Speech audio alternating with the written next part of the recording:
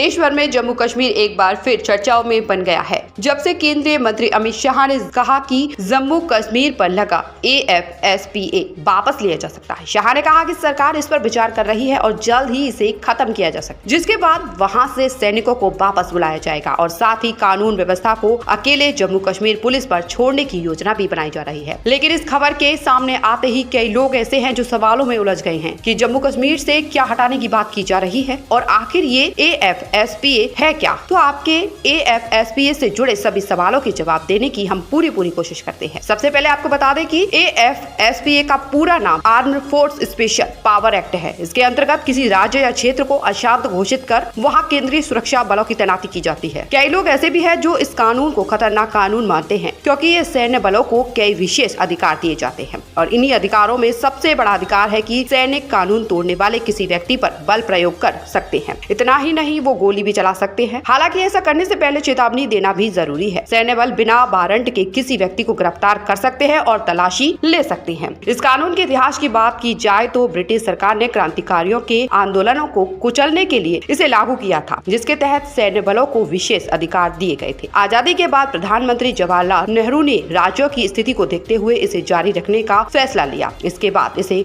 1958 में एक अध्यादेश के माध्यम से लाया गया था। वही 3 महीने के भीतर ही इसे कानूनी जामा पहना दिया गया। इसके बाद भारत में संविधान लागू होने के बाद से ही कई राज्यों में बढ़ रहे अलगाववाद, हिंसा और विदेशी आक्रमणों से हिफाजत के लिए उन राज्यों में AFSPA लागू किया गया। देखते ही देखते 1972 में कुछ संशोधनों के बाद समस्त पूर्वोत्तर भारत में इसे लागू किया गया था। वहीं अगर जम्मू कश्मीर की बात की जाए तो 1990 में जब आतंकवाद ने अपने पैर पसारने शुरू किए और आतंक यहाँ अपने चरम पर पहुँच गया, तब से वहाँ लागू कर दिया गया, जिसके जरिए 5 जुलाई 1990 को सरकार ने पूरे जम्मू कश्मीर में इसे लागू किया, जिसे अब वापस लेने की भी विचार विमर्श किया जा रहा है। आपका क्या कहना है इस खबर पर, ये कमेंट्स कर जरूर बताएं और ऐसी ही तमाम जानकारी भरी वीडियोस के लिए अभी चैनल को सब्सक्राइब करें।